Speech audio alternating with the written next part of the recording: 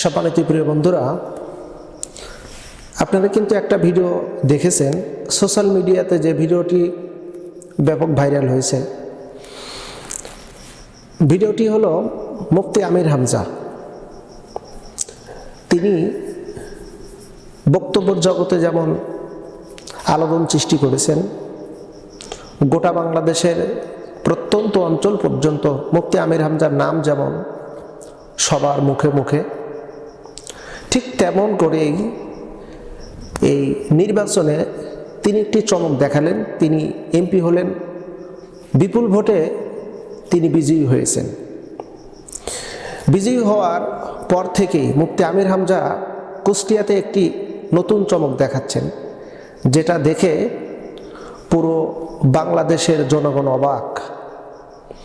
তিনি নির্বাচিত হওয়ার পরেই ঘোষণা দিয়ে দিয়েছেন কুষ্টিয়াতে কোনো চাঁদাবাজি হবে না।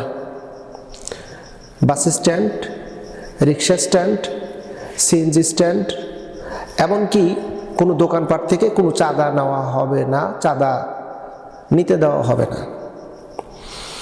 এরপরেই তিনি ঘোষণা দিলেন যে কুষ্টিয়াতে কোনো মাদক কারবারি চলবে না, কোনো নেশা চলবে না।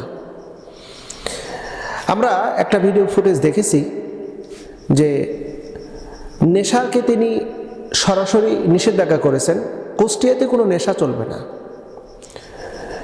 যেখানে কুষ্টিয়ার একটি নির্দিষ্ট একটা জায়গা, সেখানে নেশা বিক্রয় হচ্ছিল, এলাকার জনগণ সেই জায়গাটার তদারকি করে এবং হাতে নাতে প্রমাণ সহকারে যারা নেশা বিক্রয় করতেছিল তাদের উপরে এক পর্যায়ে পুরো এলাকাবাসী, পুরো জনগণ সবাই তাদেরকে আইনের হাতে তুলে দিবে, কিন্তু তুলে দেয়নি।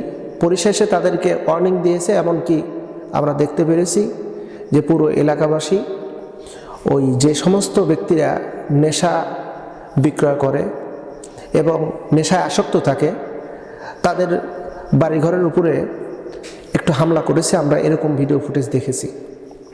মুফতি আমির হামজা সেখানে নিজে পরিদর্শন করার জন্য গেলেন। যাওয়ার পর এবার এই নেশাখোর যারা নেশা বিক্রি করে, যারা এই ব্যবসায়িকরা, পুরুষ এবং মহিলা, মুফতি আমির হামজার উপরে যেন আক্রোশ এবং মুফতি আমির হামজাকে আক্রমণ করবে। কিন্তু চাইলে কি আর সম্ভব? আক্রমণ করতে পারবে? আর পারবে না। মুফতি আমির হামজা তো তিনি অন্যায়ের বিরুদ্ধে পদার্পণ করতেছেন। তিনি অন্যায়ের বিরুদ্ধে, সত্যের পক্ষে। তিনি চান কুষ্টিয়াতে কোনো চাঁদাবাজি, নেশা চলবে না। তিনি জামাত ইসলামের এমপি নন, তিনি হয়েছেন হলো কুষ্টিয়ার এমপি। গত জুমায় তিনি একটা বক্তব্য দিয়েছেন যে জামাতের কয়েকজন এমপি বিরোধী দল, আমরা 69 জনই, বাকি সবগুলো এমপিকে আমরা কন্ট্রোল করব, সোজা করে রাখব। অর্থাৎ সরকার দলীয় এমপিদেরকে উদ্দেশ্য করে তিনি কথা বললেন যে আমরা 69 জনই যথেষ্ট, বাকিগুলোকে আমরা সোজা করে রাখব, যাতে কোনো অন্যায়, দুর্নীতি, কোনো প্রকারের যেন দেশের যেন ক্ষতি না হয়, এমন কাজ তাদেরকে আমরা করতে দেব না, আমরা সোজা করে রাখব। মুফতি আমির হামজার উপরে আক্রমণ, বিষয়টি অত্যন্ত মর্মান্তিক, হৃদয় বিদারক, কারণ এটি মেনে নেওয়ার মতো না। তিনি তো সঠিক পথে আছেন। তো মুফতি আমির হামজা কত বিচক্ষণতার সাথে জবাব দিলেন। আমি ভিডিও ফুটেজটি দেখেছি, সোশ্যাল মিডিয়াতে ভিডিওটি ভাইরাল হয়ে গেছে। এমনকি আমরা দেখলাম বেসরকারি কয়েকটা টিভি চ্যানেলেও এই সংবাদ প্রচার করা হয়েছে। প্রিয় বন্ধুরা, শুধু মুফতি আমির হামজা নয়, জামাত ইসলামের পক্ষ থেকে যারা এমপি হয়েছেন, জনগণের ভোটে যারা এমপি হয়েছে, তারা কিন্তু এক একজন মানবতার ফেরিওয়ালা। আমরা দেখতে পাচ্ছি বিভিন্ন বাজার, হাসপাতাল, বিভিন্ন জায়গায় পরিষ্কার পরিচ্ছন্নতার কাজে এই এমপি তারা অলরেডি কাজ শুরু করে দিয়েছে। প্রত্যেকটা জনগণের বাড়িতে বাড়িতে খোঁজখবর নিচ্ছে, প্রত্যন্ত অঞ্চল পর্যন্ত। আবার আরেকটা ভিডিও দেখলাম, বাগেরহাট জেলার একজন এমপি, জামাতের এমপি রাহাত, তিনি এমপি হয়েছেন। জনগণ তাকে ভোট দিয়ে বিজয়ী করেছেন। তিনি একটি গ্রামে ঢুকেছেন, ঢোকার পরে এলাকাবাসীরা বলতেছে যে একজন বয়সবৃদ্ধ মুরব্বী বলতেছে ৭১ সালের পরে, অর্থাৎ দেশ স্বাধীন হওয়ার পরে একজন এমপিও আমাদের এই গ্রামে আগমন করেনি, একজন এমপিও আমাদের গ্রামে আসেনি, আমাদের খোঁজ খবর নেয়নি। আমাদের রাস্তাঘাটের অবস্থা খারাপ, আমাদের এখানে এই সমুদ্রের লোনা পানি আসে, আর বিভিন্ন সমস্যার কথা উত্থাপন করলেন। তো এমপি রাহাত বললেন যে আমি আপনাদের পাশে আছি, যখন ডাকবেন আমাকে আমি সঙ্গে সঙ্গে আপনাদের পাশে চলে আসব। এরপরে সিরাজগঞ্জ উল্লাপাড়ার রফিকুল ইসলাম খান, মৌলানা রফিকুল ইসলাম খান, তিনি এমপি হয়েছেন। তিনি প্রত্যেকটা দোকানে দোকানে মনিটরিং করতেছেন এবং দোকানদারকে জিজ্ঞেস করতেছেন যে আপনার এই পণ্য, যে প্রোডাক্ট আপনি বিক্রয় করতেছেন, রমজান মাসে আসার পরে কি আপনি কি এই প্রোডাক্টের দাম বৃদ্ধি করেছেন, এটার দাম কেমন, মানে যাচাই বাছাই করতেছেন।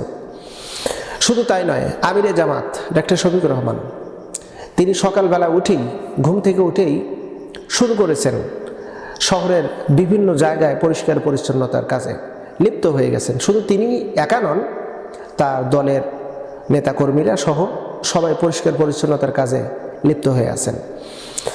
শুধু এইটা নয়, আবার আমরা দেখতে পেরেছি যে জামাতের অনেক এমপি যারা বিজয়ী হয়নি, কিন্তু তাদের কাজকর্মগুলো আমরা দেখতে পাচ্ছি। তারা প্রত্যেকটা গ্রামে গঞ্জে ঢুকতেছে, মানুষের সাথে কুশল বিনিময় করতেছে, এমনকি বলতেছে দেখেন আপনারা ভোট দিয়েছেন, আমি বিজয়ী হতে পারিনি, আল্লাহ চাইনি আমি বিজয়ী হইনি, তবে আমি আপনাদের সেবায় নিয়োজিত, যখন যে অবস্থায় হোক আপনারা আমাকে ডাকলে অবশ্যই আমি আপনাদের ডাকে সাড়া দেব, এবং সামাজিক প্রত্যেকটা কাজে আমাকে অবশ্যই পাবেন, ন্যায় কাজে অবশ্যই আপনারা আমাকে পাবেন। প্রিয় বন্ধুরা, বাংলাদেশে যেন একটা নতুন একটা বিচিত্রময় একটা দৃশ্য সৃষ্টি হয়ে গেছে।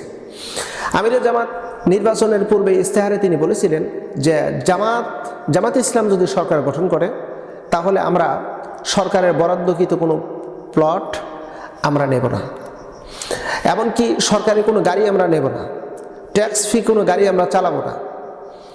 এটা জামাতের আমিরে জামাত তিনি বক্তব্য দিয়েছিলেন নির্বাচনী ইস্তেহারের মধ্যে। দেখেন বিষয়টা কেমন হলো।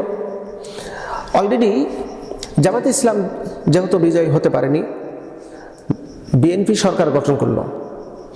জামাত ইসলামের পূর্বের ইস্তেহার ছিল, আর বিএনপি ইস্তেহার দিয়েছিল না, কিন্তু নির্বাচিত হওয়ার পরে প্রধানমন্ত্রী তারেক রহমান তিনি সুন্দর একটি বক্তব্য দিলেন যে আমার কোনো এমপি মন্ত্রীরা আপনারা সরকারি কোনো প্লট নেবেন না, সরকারি কোনো গাড়ি ব্যবহার করবেন না, এমনকি ট্যাক্স ফ্রি কোনো গাড়ি আপনারা রাস্তায় চালাবেন না।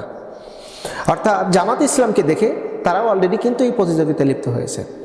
জামাতের অসংখ্য এমপিরা বিভিন্ন জায়গায় মাইক ছেড়ে দিয়েছে, চাঁদাবাজি চলবে না, নেশা চলবে না, ইত্যাদি ইত্যাদি সামাজিক যে সমস্তগুলো অপকর্মগুলো এগুলোই আমার এরিয়ার মধ্যে হবে না, এই ঘোষণাটা দিয়েছে জামাত ইসলামের এমপিরা। এইটা দেখে অলরেডি বিএনপির এমপি ভাইরা তারাও কিন্তু আমরা দেখতে পাচ্ছি তারাও ঘোষণা দিয়েছে যে চাঁদাবাজি চলবে না, সে যে দলেরই হোক না কেন, আমার দলের হোক বা অন্য দলের হোক, তাকে আইনের হাতে আমরা তুলে দেবো। অলরেডি কিন্তু তুলে দিয়েছে। আমরা দেখতে পাচ্ছি বাংলাদেশের বিভিন্ন জায়গায় সরকার দলীয় এমপিরা তাদের আসনের বা তাদের এরিয়ার ভিতরে যারা চাঁদাবাজি করেছে তাদেরকে পুলিশের হাতে তুলে দিয়েছে। এই যে একটা সৌন্দর্য, আমরা মহা খুশি। এভাবে যদি আমরা প্রতিযোগিতার সাথে দেশ এবং জাতির উন্নয়নের কাজে যদি আমরা অগ্রসর হতে পারি, আশা করি এই দেশ অবশ্যই সামনের দিকে অগ্রসর হবে।